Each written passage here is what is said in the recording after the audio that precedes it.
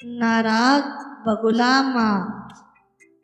बहुत समय पहले की बात है। बनारस नगर के राजा के पास एक बहुत खूबसूरत मादा बगुला थी। वह राजा की खास संदेशवाहक थी। वह राजा की बहुत मदद करती थी। राज्य के जासूसों और राजा के बीच संपर्क बनाए रखने और संदेश पहुंचाने का काम उसका ही था। बगुले का घोंसला जासूसी बगीचे के एक पेड़ पर था। उसमें उसके छोटे छोटे बच्चे रहते थे। वह अपने बच्चों को बहुत प्यार करती थी।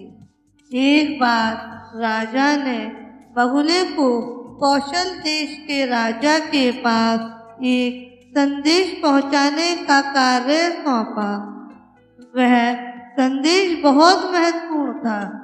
राजा किसी और पर विश्वास नहीं करता था, इसलिए इच्छा ना होने के बावजूद उसे अपने बच्चों को अकेले छोड़ कर जाना पड़ा।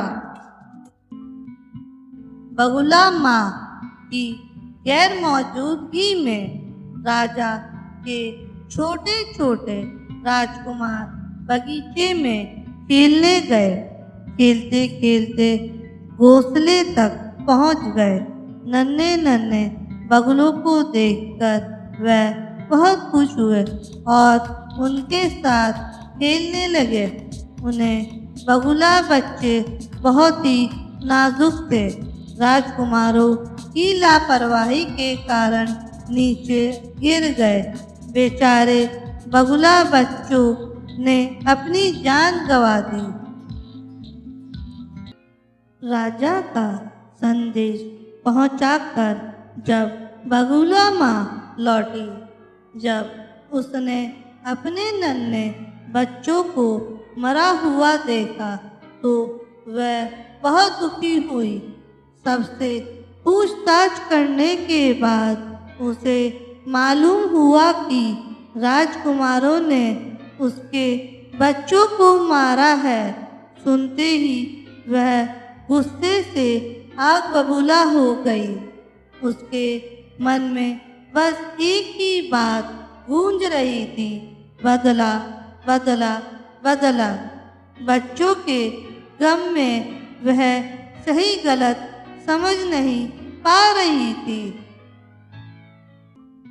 बगुला माँ को कहीं से मालूम हुआ कि पास ही के जंगल में एक शेर रहता है। वह उस शेर के पास गई और अपनी दुख भरी दास्तान सुनाकर बोली,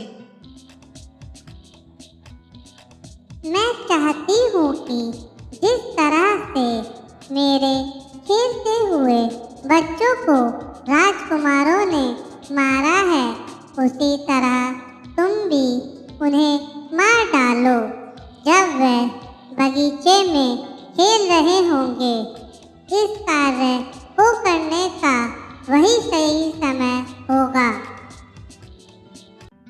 लेकिन वह शेर बहुत बुद्धिमान था। उसने बगुले से कहा, सुनो प्यारी बगुला, मैं तुम्हारा दुख समझ सकता हूँ।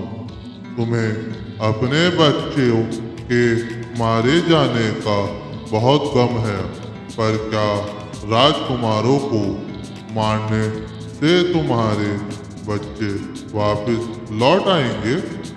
बल्कि राजकुमारों को मारकर तुम बहुत बड़ा पाप करोगी और तुम फिर से बच्चों को जन्म दे सकती हो। शेर के मुंह से यह बात सुनकर बगुला माँ को अपनी गलती का एहसास हुआ।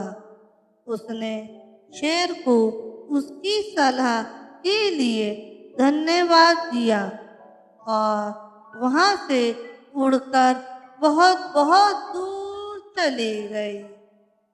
हमें इस कहानी से यह शिक्षा मिलती है, कभी अपने गुस्से में आकर कोई भी निर्णय ना लें और हमेशा अच्छी दोस्तों के साथ रहें।